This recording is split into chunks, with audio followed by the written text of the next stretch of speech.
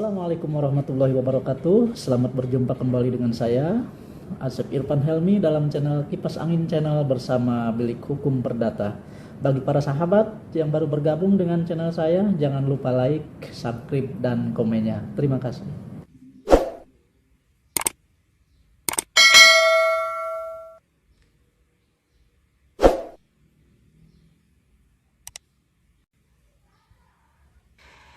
Assalamualaikum warahmatullahi wabarakatuh. Berjumpa kembali dengan saya dalam channel Bilik Hukum Perdata. Sahabat channel Bilik Hukum Perdata semuanya, pada tahap kali ini saya akan membahas terkait dengan perubahan surat gugatan. Apakah boleh surat gugatan yang sudah didaftarkan ke pengadilan, bahkan sudah disampaikan ke pihak tergugat, bahkan sudah disidangkan, kemudian kita rubah pada saat sidang?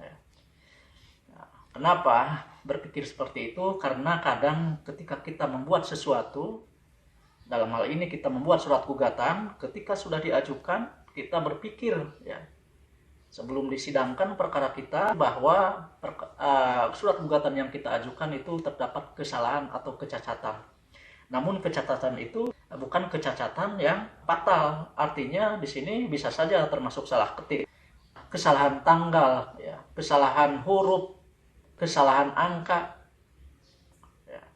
Kemungkinan itu dapat terjadi pada kita pada saat membuat surat gugatan, sehingga ketika surat gugatan itu diajukan di pengadilan, bahkan ini sudah disampaikan ke pihak tergugat, atau bahkan ketika perkara itu sudah akan disidangkan, perkara kita yang sudah kita buat atau gugatan yang sudah kita buat itu terdapat kecacatan, sehingga nanti kalau tidak dirubah kita akan melawan diri kita sendiri, di samping kita melawan pihak lawan kita, yaitu pihak tergugat.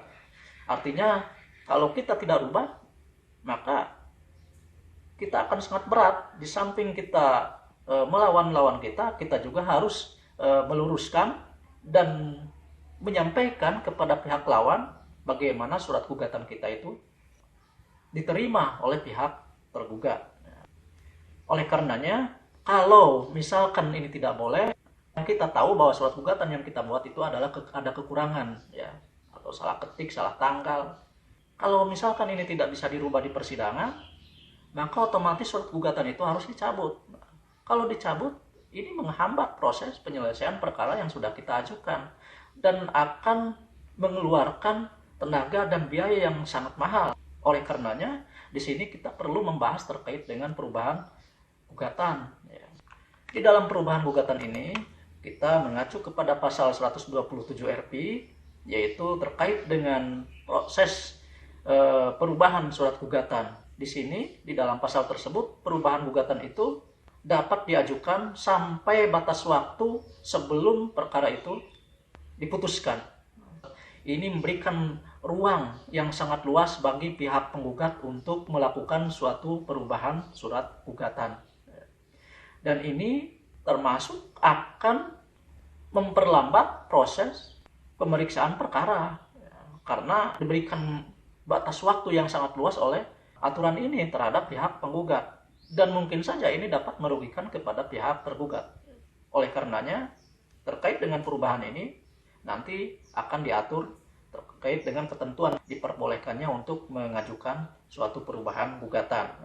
Perubahan gugatan yang sudah diperbolehkan oleh aturan pasal 127 RP ini merupakan hak penggugat, bukan diperbolehkan, tapi hak. Kalau hak itu haknya penggugat, mau diajukan atau tidak silakan. Tetapi kalau diperbolehkan, bisa saja tidak diperbolehkan. Bukan pula permohonan untuk mengajukan perubahan. Kalau permohonan nanti boleh saja nanti diizinkan atau tidak oleh majelis hakim. Oleh karenanya bahwa perubahan itu hak, mau diajukan atau tidak oleh penggugat, itu adalah haknya penggugat. Majelis hakim tidak bisa untuk menolaknya. Nah, untuk mengajukan perubahan, maka kita harus mematuhi terhadap aturan-aturan terkait dengan aturan perubahan gugatan. Di antaranya terkait dengan batas waktu mengajukan perubahan gugatan, kemudian syarat mengajukan perubahan gugatan, kemudian batasan-batasan pengajuan perubahan surat gugatan ya. Dan ini harus kita bahas satu persatu terkait dengan ketentuan-ketentuan ketiganya ini. Yang pertama akan kita bahas terkait dengan batas waktu mengajukan perubahan gugatan ya. Yang pertama, bahwa batas waktu mengajukan perubahan gugatan yaitu dapat diajukan sampai saat perkara diputus. Ini tadi sudah saya sampaikan di dalam pasal 127 RP. Ini sangat banyak sekali yang tidak mendukung terhadap isi pasal tersebut. Karena isi pasal tersebut memberikan hak kepada pihak penggugat untuk melakukan kesewenang-wenangan dan menghambat penyelesaian perkara. Sehingga ketika diberikan ruang sangat luas kepada penggugat untuk mengajukan perubahan, dapat dimungkinkan perkara ini akan berlarut-larut. Karena setiap waktu penggugat dapat saja untuk melakukan sebuah perubahan. Sehingga sebuah perubahan gugatan, ketika setiap proses ada perubahan, maka pastinya akan mengakibatkan suatu proses lagi dari pihak tergugat untuk mengajukan sanggahan atas perubahan-perubahan surat gugatan pada setiap waktu tersebut. Kemudian yang kedua,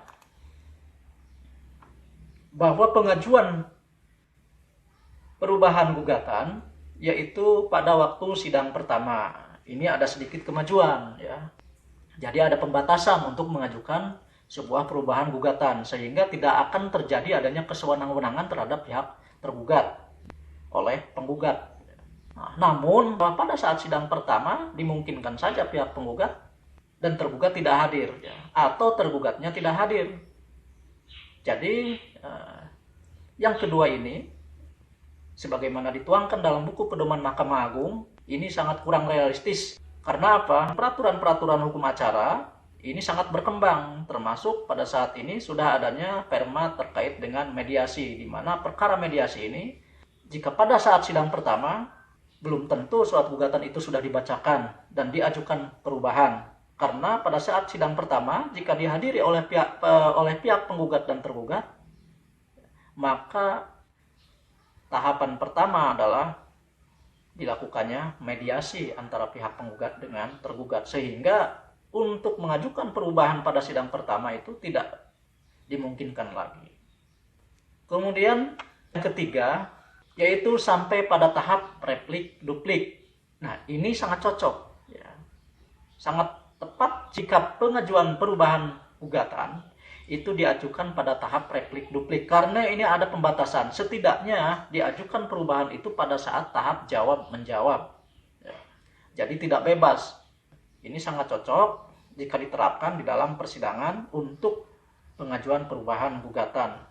Namun jika perubahan itu diajukan setelah adanya jawaban dari pihak tergugat, perubahan itu harus terlebih dahulu disetujui ya, oleh pihak tergugat. Karena gugatan penggugat sudah dijawab oleh pihak tergugat. Sehingga kalau diajukan perubahan pada saat gugatan itu sudah dijawab oleh pihak tergugat, perlu adanya persetujuan dari pihak tergugat ya. Kalau tidak ada persetujuan dari pihak tergugat, maka akan terjadi kesewenang-wenangan yang dilakukan oleh pihak penggugat terhadap tergugat. Dan haknya tergugat pastinya dirugikan oleh pihak penggugat. Kemudian ketentuan yang kedua yaitu terkait dengan syarat perubahan gugatan ya. Jadi di samping terkait dengan batas waktu, yang kedua ya, ketentuan yang kedua terkait dengan perubahan gugatan yaitu adalah syarat-syarat yang harus dipenuhi pada saat mau mengajukan perubahan gugatan ya. Yang pertama yaitu perubahan pada sidang pertama, perubahannya harus dihadiri oleh tergugat. Jadi ketika pada saat sidang pertama penggugat hadir, kemudian tergugat tidak hadir, dan penggugat mengajukan perubahan pada saat itu, maka pengajuan gugatan tersebut tidak dapat diperkenankan karena tergugat tidak hadir. Kenapa di sini tidak diperkenankan? Karena ketika penggugat mengajukan perubahan, tergugat tidak tahu apa yang dirubah. Apa yang dia tahu, yaitu apa yang disampaikan pada saat pemanggilan oleh pihak jurusita bahwa gugatan penggugat seperti ini, Ternyata ketika dia mengajukan PRZ atau perlawanan, ternyata surat gugatannya sudah berubah. Oleh karenanya, mengajukan surat gugatan yang tidak dihadiri oleh pihak tergugat itu tidak diperkenankan. Kemudian syarat yang kedua, tergugat harus didengar tanggapannya atas perubahan tersebut. Terkait menyetujui atau tidak, itu tidak jadi soal. Yang jelas itu harus didengar tanggapannya oleh majelis hakim terkait dengan perubahan surat gugatan yang diajukan oleh penggugat. Kemudian syarat yang ketiga, perubahan itu tidak mempersulit proses pemeriksaan dengan memperlama replik duplik. Jadi replik duplik itu dibatasi, tidak berulang-ulang. Oleh karenanya, saat mengajukan perubahan gugatan, tidak boleh memperlambat terkait replik dengan duplik. Apalagi diundur-undur, mengajukan perubahan, kemudian dibacakan perubahan itu, kemudian dirubah lagi, kemudian dibacakan lagi, kemudian baru replik, kemudian ada perubahan lagi, diajukan lagi, direplik lagi, dirubah lagi, direplik lagi. Nah, ini sangat menghambat, itu tidak boleh. Oleh karenanya replik duplik itu dibatasi. Kemudian syarat yang keempat, perubahan gugatan setelah ada jawaban tergugat harus ada persetujuan dari tergugat. Aturan ini dituangkan dalam buku 2 tentang pedoman pelaksanaan tugas dan administrasi peradilan. Ini wajib, karena kalau sudah ada jawaban dari pihak tergugat, ini akan mengakibatkan kesulitan bagi tergugat jika gugatan itu dirubah kemudian sudah dijawab oleh pihak tergugat, sehingga harus mengajukan jawaban lagi. Bukan hanya jawaban lagi, tetapi ada kemungkinan melanggar hak-hak pihak tergugat. Seakan-akan penggugat sangat diberi kebebasan yang sangat luas. Oleh karenanya ini sangat dibatasi. Jika perubahan itu dilakukan setelah adanya jawaban dari pihak tergugat, maka harus ada persetujuan dari pihak tergugat. Kemudian ketentuan yang ketiga, yaitu terkait dengan batasan-batasan pengajuan surat gugatan. Yang pertama, batasan-batasannya yaitu bahwa dilarang menambah atau merubah materi pokok gugatan atau posita maupun petita atau petitum, seperti menambah tuntutan, kemudian menambah peristiwa yang menjadi dasar tuntutan, artinya menambah posita atau peristiwa hukum. Misalkan pada awalnya penggugat itu mengajukan gugatan perceraian saja, sehingga apa yang ada di dalam posita itu atau uraian-uraian peristiwa hukum yang ada di dalam surat gugatan atau juga dinamakan fundamentum petendi, isinya terkait dengan masalah perceraian, peristiwa-peristiwa masalah perceraian, dari mulai peristiwa adanya perkawinan sampai terjadinya sengketa perkawinan, kemudian sampai diajukan ke pengadilan terkait gugatan cerai. Namun pada saat persidangan, penggugat mengajukan perubahan gugatan dengan mengajukan tuntutan yang baru, seperti terkait mengajukan tuntutan hak asuh anak, kemudian nafkah anak, kemudian nafkah madiah. Dan ini di dalam petitumnya, atau di dalam tuntutannya itu diminta hal-hal yang baru, padahal yang pertama adalah hanya gugatan perceraian. Kemudian di dalam positanya juga diuraikan posita-posita terkait hak asuh anak, sengketa terkait masalah anak, kemudian sengketa terkait masalah nafkah, kemudian sengketa terkait harta bersama, itu diuraikan ulang. Itu namanya menambah. Ini tidak boleh, dilarang, dilarang di dalam mengajukan perubahan. Kalau gugatan cerai saja, ya sudah gugatan cerai saja. Jangan diajukan-ajukan yang lain. Kalau toh mau diajukan lagi, silahkan ajukan sendiri. Artinya tidak menyatu di sini. Karena ini akan sangat merugikan pihak tergugat. Kemudian yang kedua, batasan-batasannya yaitu adalah dilarang mengurangi posita atau tuntutan jika itu merugikan pihak tergugat. Misalkan, ini yang dilarang. Misalkan semula penggugat memasukkan seluruh harta warisan, kemudian dirubah menjadi dikurangi. Ini akan sangat merugikan pihak tergugat. Karena di situ ada kepentingan penggugat yang semula harta waris itu ada 6 dikurangi menjadi 4, sehingga ada 2 harta waris yang kemungkinan masih dikuasai oleh pihak penggugat. Ini tidak boleh karena sangat merugikan. Atau terkait dengan harta bersama, misalkan penggugat menggugat harta bersama. Harta bersamanya itu ada 3 ya. Ada tabungan di bank, kemudian ada mobil, ada tanah. Pertama si penggugat menggugat harta bersama yaitu 3 yang tadi, yaitu tabungan, mobil, dan tanah. Tetapi ketika di dalam persidangan dirubah, tak berupa tabungan, ditiadakan oleh pihak penggugat, dicabut. Nah ini tidak boleh. Di sini pihak penggugat sendiri tidak mematuhi ketentuan terhadap batasan-batasan perubahan surat gugatan karena ini merugikan. Ya. Kalau kerugian itu sudah dibebaskan oleh pihak tergugat menjadi tidak rugi lagi, oleh karenanya diperbolehkan. Ya. Seperti itu. Kemudian ya ini yang diperbolehkan, misalkan tuntutan ganti rugi yang semula dari 3 juta menjadi 1 juta. Ini diperbolehkan karena meringankan pihak tergugat yang tadinya beban gugatan itu adalah 3 juta menjadi 1 juta. Kalau dibalik tidak boleh. Misalkan pertama menggugat 1 juta, dinaikkan menjadi digugat 3 juta. Ini nggak boleh. Karena merugikan pihak tergugat. Kemudian yang ketiga yaitu perubahan yang tidak prinsipil dan tidak merugikan tergugat dapat dibenarkan. Misalkan perubahan salah ketik, ya. Namanya Andri pakai I, tapi di dalam gugatan pakai Y. Ya.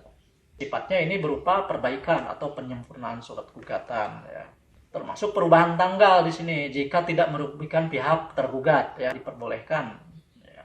Ini seperti dicantumkan di dalam putusan Mahkamah Agung nomor 823K/SIP/1973. Ya, ini diperbolehkan. Intinya jika tidak merugikan pihak tergugat. Ya.